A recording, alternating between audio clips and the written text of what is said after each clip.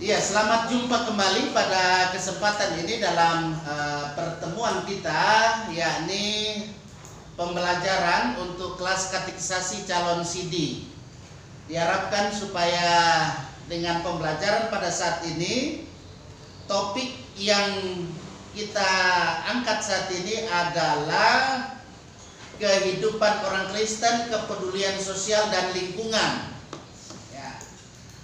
Kalau dalam kehidupan kita sebagai orang Kristen harus senantiasa peduli, ya, harus ada solidaritas kita dengan kehidupan sosial kemasyarakatan dalam situasi-situasi apapun. Kalian sebagai gereja dan kita ini gereja harus hadir di sana dan terus berkontribusi, memberi sumbangsi kita dalam situasi misalnya bencana alam, ya, ada gempa bumi, ada banjir bandang, gereja hadir di situ. Ya, orang Kristen hadir, tidak hanya melihat saja, tidak hanya menonton, aduh kasihan, tidak hanya sampai di situ, tetapi bagaimana orang Kristen itu juga peduli, ya, peduli di dalam kehidupan ini. Nah, oleh karena itu saya mau mengajak kita memperhatikan lingkungan hidup, ya. Lingkungan hidup itu mencakup darat, laut, dan udara. Lingkungan hidup berdasarkan Undang-Undang Republik Indonesia Nomor 23 Tahun 1997 tentang pengelolaan lingkungan hidup adalah kesatuan ruang, yaitu kesatuan ruang dengan semua benda, daya, keadaan dan makhluk hidup, termasuk manusia, termasuk kita di dalamnya, ya, dengan perilakunya yang mempengaruhi kehidupan, kesejahteraan manusia serta makhluk hidup. Selanjutnya kita mau melihat lingkungan hidup. Lingkungan hidup disebut juga menurut disiplin ilmunya ekologi, yang berasal dari kata Yunani oikos atau habitat atau rumah, dan logos, tahu logos? Ilmu. Nah, itu. Nah, kerusakan lingkungan disebut krisis ekologis. Ekologi adalah ilmu yang mempelajari baik interaksi antar sesama makhluk hidup maupun interaksi antara makhluk hidup dan lingkungannya. Nah, makhluk hidup itu mencakup apa semua tadi yang saya sebut juga. Ada apa semua di dalamnya? Manusia. Manusia, hewan, tumbuhan. Di dalamnya kita mau memperhatikan bagaimana interaksi yang terjadi itu. Interaksi antar sesama makhluk hidup maupun interaksi antar makhluk yang ada di dalam lingkungannya. Makhluk hidup itu mencakup ada kita orang di dalamnya. Apa? Manusia. Terus Hewan, tumbuhan. Hewan dan tumbuhan. Nah, istilah ekologi pertama kali ditemukan oleh siapa yang tahu itu? Ernest Haeckel. Tahun 1834 sampai 1914, dia seorang ilmuwan Jerman. Itu ilmuwan Jerman dia. Nah, dalam lingkungan hidup terdapat ekosistem yang terdiri atas komponen biotik. Apa itu biotik? Tumbuhan, hewan, manusia. Kalian tidak belajar di sekolah itu? Mikroba, ya, yang ada di dalamnya. Ada antibiotik, ya. Antibiotik itu apa? Abiotik. Abiotik, tanah, air, udara, dan sebagainya. Nah, masing-masing komponen yang ada itu saling berhubungan, ya, satu dengan yang lainnya, sehingga ada perubahan terjadi pada satu komponen ekosistem itu akan membawa dampak pada komponen yang lain. Nah, apabila satu komponen saja rusak, misalnya tanah, ya, akan mempengaruhi komponen ekosistem yang lain seperti tumbuhan, hewan, manusia, dan lingkungan lain di mana tanah itu berada. Seperti itu dia. Kalau di Kota Palu ini saja, misalnya di mana biasanya terjadi genangan air, di mana? Di daerah kita ini kalau tidak ditanggul itu, ya, di sini pernah terjadi banjir. Tahun berapa itu sampai pendeta yang mau melayani sakramen bilang, waduh, tokaku sudah penuh dengan air karena belum ditanggul itu sungai yang ada di sungai Sungai Palu itu. Nah, oleh karena itu kita sebagai orang Kristen, ya, harus peduli dalam situasi seperti ini. Gereja harus peduli. Ada pendapat yang menyatakan bahwa gereja menyumbang atas perilaku manusia yang merusak alam karena penafsiran terhadap teks Alkitab. Buka itu dalam Kejadian pasal 1 ayat 28b. Semua buka dan baca bersama-sama. Coba cepat. Kejadian pasal 28. Ya. 1, ya. Kejadian 1 ayat 28. Bukan pasal 28. Kejadian 1 ayat 28. Baca sama-sama. 1, 2, 3. Allah memberkati mereka, lalu berfirman kepada mereka, beranak cuculah dan bertambah banyak, penuhilah bumi dan taklukkanlah itu, berkuasalah atas ikan-ikan di laut dan burung-burung di udara dan atas segala bintang yang Iya, pemahaman yang keliru atas kata taklukkanlah dan kuasailah itu menyebabkan manusia apa? Mengeksploitasi, ya, tahu mengeksploitasi, ya, di mana alam itu dieksploitasi dengan tidak bertanggung jawab, ya, secara tidak bertanggung jawab. Nah, tafsiran yang menganggap bahwa alam tercipta untuk manusia, untuk memenuhi kebutuhan manusia, itu disebut dengan teori antroposentris. Teori apa? Coba ulang. Iya, itu membuat manusia menggunakan alam sesuka hatinya, semaunya saja. Alam hanya dipandang sebagai alat untuk memenuhi kebutuhan manusia yang disebut dengan instrumental view. Ya, karena itu panggilan gereja atas alam harus diberikan makna baru oleh gereja, oleh orang-orang Kristen.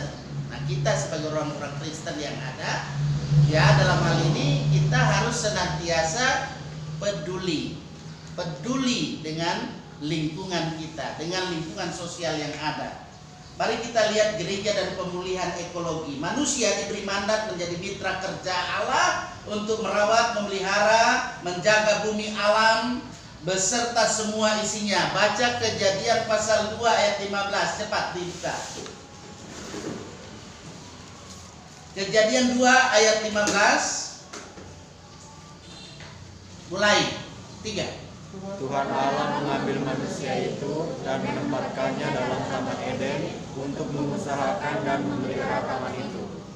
Ya, supaya dia menjadi oikos, ya, kan sudah pernah menjelaskan oikumene itu. Oikos, ya, rumah kediaman di semua tempat makhluk hidup itu dapat hidup, dia berdiam di dalamnya. Meskipun manusia di sini kita lihat diberi kuasa, namun kuasa yang diberikan itu adalah kuasa yang terbatas. Perhatikan itu, kuasanya terbatas. Manusia harus mempertanggungjawabkan kuasa yang ada kepada pemilik alam. Siapa pemilik alam? Tuhan. Iya, Tuhan. Selanjutnya kita harus mempertanggungjawabkan itu kepada pemberi kuasa. Siapa dia?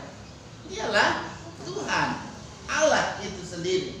Nah, selain sebagai pemimpin yang berkuasa atas alam manusia, juga menjadi pelayan alam yang biasa disebut dengan etika penata layanan. Ya, apa tadi? Etika penata layanan. Supaya dalam hidup ini kita bisa menjadi pemimpin yang berkuasa atas alam, menjadi pelayan alam. Itu etika penata layanan maksudnya. Selanjutnya, perusakan alam itu merupakan perlawanan perintah Allah yang telah menciptakan dan memelihara segala sesuatu dalam kasih dan kesetiaannya. Jadi jangan sampai kita sebagai manusia melakukan apa? Perusakan alam. Ya. Kalau ada yang melakukan perusakan alam, ingatkan bahwa Tuhan melarang untuk melakukan perusakan alam, lingkungan yang ada. Kalau kita lihat Kejadian 2 ayat 7 dan Mazmur pasal 90 ayat 3, kita perhatikan Adam itu berasal dari apa? Tanah. Dan akan kembali ke tanah. Nah, memiliki makna bahwa manusia itu dia memiliki kesatuan dengan alam. Jadi perhatikan itu alam. Apalagi kalau di Bukit Lagarutu, kalau alamnya nanti apa tidak diperhatikan bagaimana lingkungannya, nah hati-hati jangan sampai dia apa terjadi. Nah itu jangan sampai, kita berupaya untuk jangan sampai. Nah, keselamatan mari kita lihat dalam Yesus Kristus dipahami sebagai keselamatan atas seluruh ciptaan. Kalau Yohanes 3 ayat 16 coba masih hafal itu atau masih ingat? Mulai 3. Karena begitu besar kasih Allah akan dunia ini, sehingga Ia telah mengaruniakan anaknya yang tunggal, supaya setiap orang yang percaya kepadanya tidak binasa, melainkan beroleh hidup yang kekal. Iya. Kemudian Kolose 1:16. Buka kalau belum hafal. Kolose 1 ayat 16. Baca 3.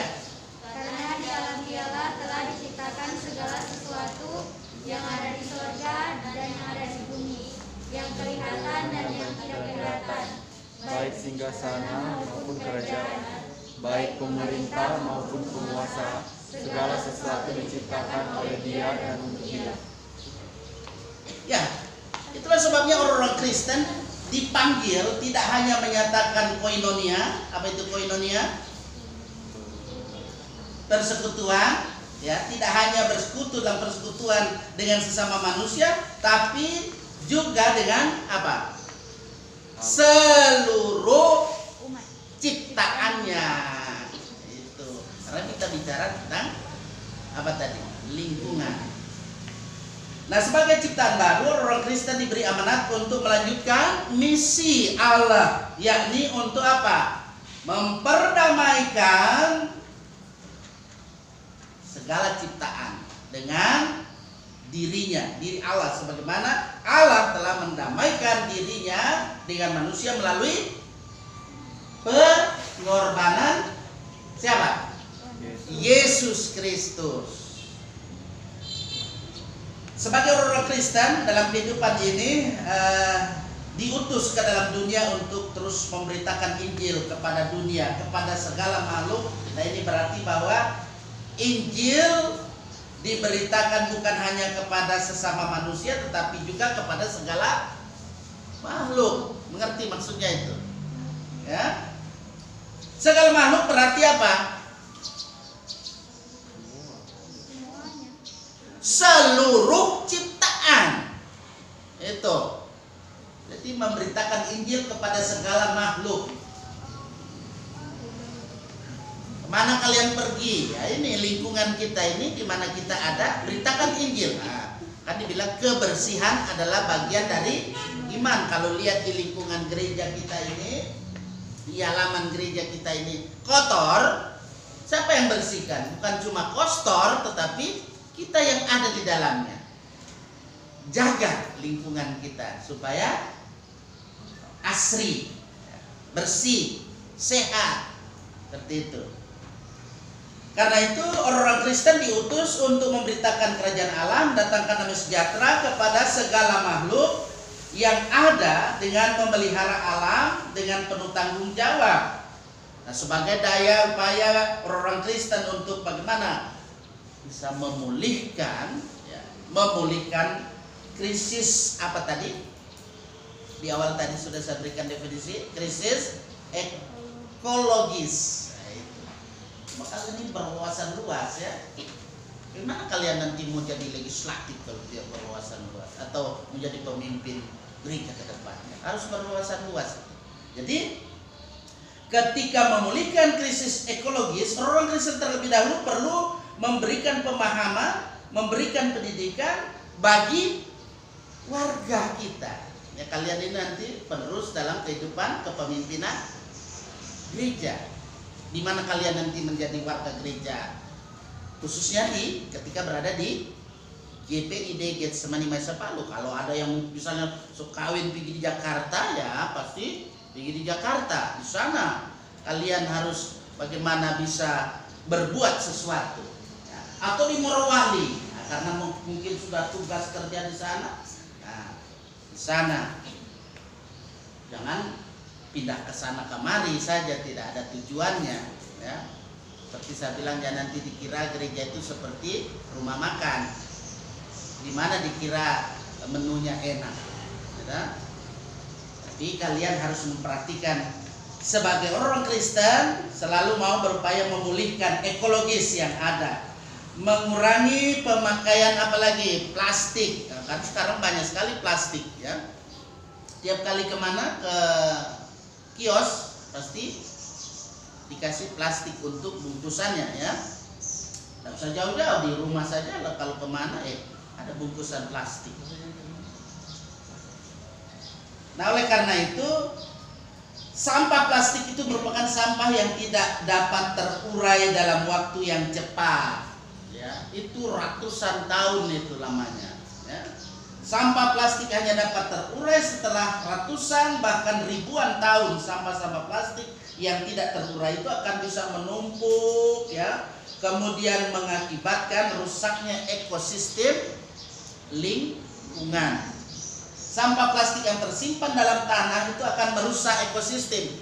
Coba perhatikan kalau kalian mau menanam apa misalnya mangga. Kalau dia sudah besar lalu dia sudah mulai kuning, ya, lalu tanda-tanda kematian ada, ya.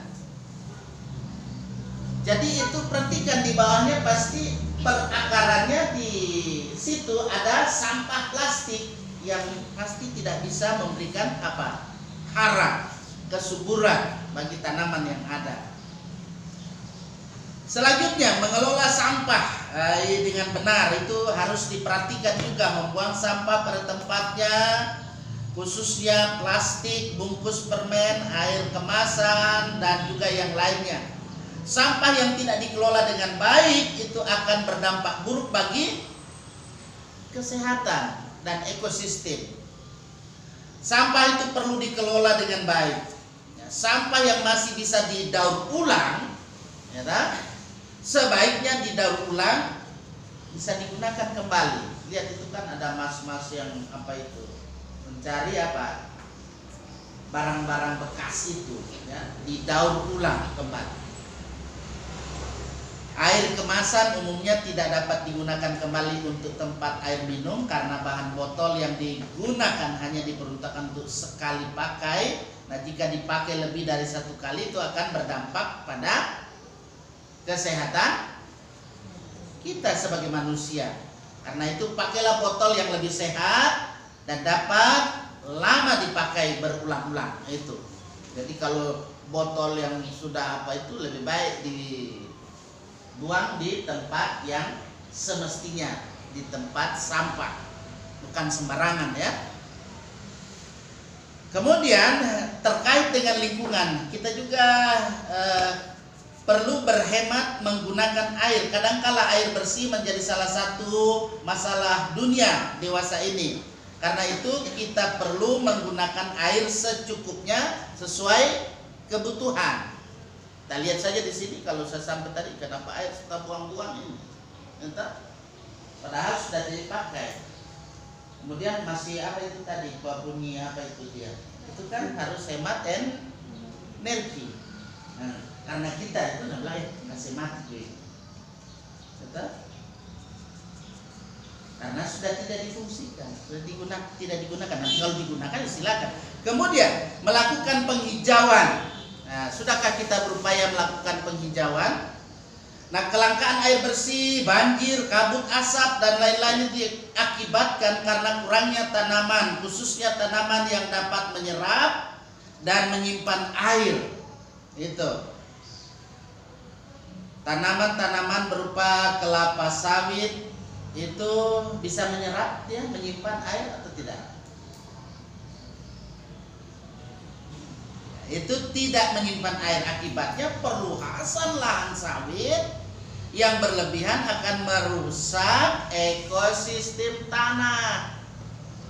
Jadi kalau misalnya di daerah kita ini mau ditanam sawit, nah itu harus warning juga, jangan sampai kita kehabisan apa? Air. Rusaknya ekosistem hutan mengakibatkan hilangnya rumah dan sumber daya. Bagaimana sumber makanan bagi binatang-binatang liar, maka binatang-binatang itu termasuk yang buas akan mencari makanan di mana? Di kebun rakyat, atau dia bisa masuk kampung. Ada berita yang menyatakan bahwa kera-kera yang ada di mana itu? Kalau gajah juga, di mana itu gajah banyak? Di mana? Di daerah Sumatera, Lampung, ya. Dia sampai ke apa? Ke rumah-rumah orang itu mau cari makan karena sudah tidak, habitatnya sudah dirusak oleh oknum-oknum yang tidak bertanggung jawab. Kera sudah datang di rumah, makan makanan yang harus dimakan oleh manusia. Nah, itu yang terjadi. Kemudian ekonomi, ekologi juga kita lihat oikomenenya. Itu memiliki akar kata yang sama seperti yang saya sudah katakan tadi, oikos yang berarti rumah, kediaman, dunia. Ekologi, oikos logos, ekonomi oikos nomos, dan oikomene, oikos menein. Perhatikan itu. Memiliki hubungan yang saling terkait, ya. Nah, pertumbuhan industrialisasi ekonomi itu akan berdampak pada ekologi dan oikomene. Nah, pertumbuhan ekonomi yang dalam tanda kutip dikatakan rakus tanpa memperhatikan dampak ekologis itu akan merusak tatanan rumah ekologi dan membuat hubungan manusia dengan manusia dan manusia dengan alam itu menjadi rusak. Akibatnya dunia ini tidak lagi menjadi apa? Rumah bersama. Ada filmnya itu, Bukan Rumahku. Pernah menonton film masih baru. Ya, Bukan Rumahku atau Rumah. Kukira kau bukan rumah. Kukira kau rumah. Nah, itu. Siapa bintang filmnya itu? Prilly Latukonsina. Jadi kalian itu perhatikan itu. Kan orang kalau sudah terlalu apa itu dia dikurung saja di rumah, dia tidak lihat lingkungan di mana perkembangannya, seperti itu jadinya. Ya. Seperti itu, ya. Nanti yang belum sempat nonton nanti bisa nonton. Ini yang tahu judulnya itu pasti dia pernah menonton. Lu pernah nonton toh? Berapa kali sudah? Baru satu kali sih. Bapak percuma dinonton diulang-ulang, bikin bosen. Nah, itu. Oke, jadi dalam kaitan dengan itulah maka supaya menjadi rumah bersama yang layak didiami, menjadi oikumene oleh seluruh makhluk, ya. Oleh seluruh makhluk. Keutuhan ciptaan harus senantiasa dijaga, harus selalu dipelihara. Karena ulah manusia yang memanfaatkan sumber daya alam secara berlebihan atau biasa disebut dengan apa? RAKUS, rakus, ya, menjadi penyebab kerusakan lingkungan. Alam dan manusia yang dulunya hidup bisa berdampingan, hidup secara harmonis, kini akibatnya menjadi rusak karena tindakan manusia yang apa? Coba ulang. Eksploitasi. Sini Bung dengar. Jadi sumber daya alam berkurang setiap hari akibat penggunaan sumber daya alam yang tidak adil. Nah, hubungan manusia dengan manusia juga menjadi rusak akibat pembagian yang tidak adil dari sumber daya alam. Nah, perampasan tanah yang disebut dengan land grabbing oleh investor atau kelompok yang memiliki kuasa kepada masyarakat miskin menjadi persoalan serius yang perlu ditanggapi oleh kita sebagai orang yang percaya dalamnya gereja. Karena itu diperlukan spiritualitas, yang pasti spiritualitas, kecukupan dan kesederhanaan dalam pengelolaan alam. Karena itu ini biasa disebut oleh persekutuan gereja-gereja di Indonesia spiritualitas keugaharian. Apa itu? Spiritualitas apa? Keugaharian. Nah itu. Nah ini yang perlu kalau saya sudah bikin YouTube nanti jangan satu kali nonton dia bilang oh so bosan. Jadi dia harus ikuti sampai dia mengerti. Karena kalau film-film begitu bikin cepat bosan. Jadi apa itu keugaharian? Spiritualitas yang melawan keserakahan dengan mendorong kehidupan hidup berkecukupan dan berbagi. Nah, itu catat itu. Kalau tidak mau dengar itu YouTube saya. Kalau belum bisa catat, nggak mungkin saya mau imla. Ya, sekali lagi saya bilang, spiritualitas keugaharian adalah spiritualitas yang melawan keserakahan dengan mendorong hidup berkecukupan dan berbagi. Cukup untuk semua. Cukup berarti tidak berkekurangan, tetapi tidak berlebihan. Dan semua memperoleh apa yang dibutuhkan karena kesediaan berbagi. Manusia harus tahu rasa cukup, memanfaatkan alam secukupnya, seperti menggunakan air secukupnya, minyak goreng secukupnya. Karena itu sekarang bukan langka. Itu lalu langka, sekarang so mahal, 2 kali lipat harganya. Karena apa? Berarti ada di situ permainan-permainan yang perlu diperhatikan. Jangan sampai ya kita itu dipermainkan. Gereja punya peran juga di dalamnya. Nah, kebutuhan dalam hal ini manusia akan senantiasa mengakibatkan bagaimana dalam kehidupan ini kita terus memperhatikan, mempertimbangkan dampak ekologis kita senantiasa sebagai orang Kristen, sebagai gereja. Kita hidup dalam kehidupan ini adalah memiliki kepedulian sosial dan juga lingkungan di mana kita ada. Karena itu GPID di dalamnya sebagai gereja harus senantiasa memberi perhatian terhadap masalah krisis lingkungan yang terjadi di masa ini.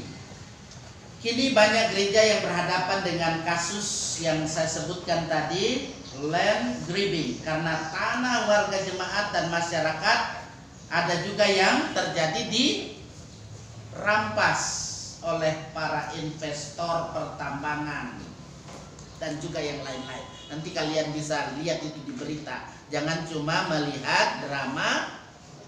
Nah, akhirnya nanti berperan drakor lagi dengan teman dan apa, hentikan drakor itu.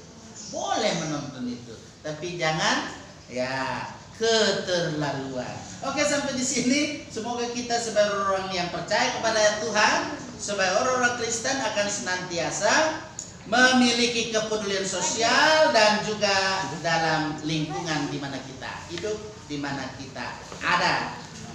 Adakah yang mau bertanya? Saya silakan. Jika ada pertanyaan-pertanyaan, silakan, saya akan memberikan jawaban. Kalau tidak ada, sampai di sini dulu.